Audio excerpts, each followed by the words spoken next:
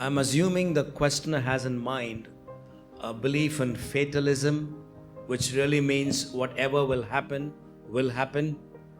Now, that comes back to the earlier discussion, are we actually free or not? If I am programmed, if my future is kind of marked out in the stars or in the palm of my hand, that comes against human choice. In other words, it comes against human dignity. So basically, I'm fulfilling that's what is written in the stars or what is written on my forehead, as they say. Now, that's fatalism. But the problem with fatalism is it reduces human beings to just robots, like machines. We don't have a choice to make. If we don't have a choice to make, what are we being judged for? Now, I understand there's a lot of given in life. Now, we don't choose our parents. We don't choose a city where we are born. A lot of things are just given to us. We just accept it. But then there are choices we make. What course I would pursue in college, or where would I live, and what hobbies I would want to follow. Now, there is freedom available. So in the areas where there is freedom available, we are called to make wise and good decisions. And based on that is where our judgment would really be on. So fatalism, in that sense, does not make sense in the human experience because everybody makes choices.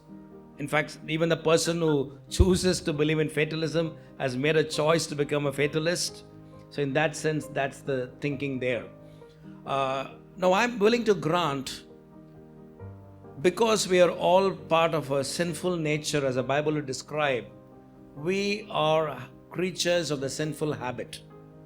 We were not like Adam and Eve in the pre-fall stage. All right? We are now prone to sin. It's natural. And in Romans, in the book of the Bible, in chapter 7, Paul addresses this. He says, I do that which I am not supposed to be doing, and I don't do that which I ought to do. Okay, the sin of commission and the sin of omission. And then Paul, the Christian philosopher, raises the question which we all have sometime or the other gone through in life. Why am I not doing that which I should do? We have good goals, but we don't do them. We don't fulfill them. Or we know what to do and we end up doing the wrong thing. Paul asked the question, who can rescue me from this body of sin and death? Thankfully, he did not leave that question unanswered. He says, thanks be to God through Jesus Christ our Lord. So in the forgiveness that Jesus gives us, he not only gives us pardon from our past sin, he gives us the power to say no in the present to the wrong thing. He enables us, not that we have become angels, but just that God gives me the ability to do that which is right. And this is how Paul describes this in the following verses. He says, there is now a new law at work, the law of the Spirit of life. Let me just illustrate this for us. Imagine a plane that is parked at the terminal in the airport.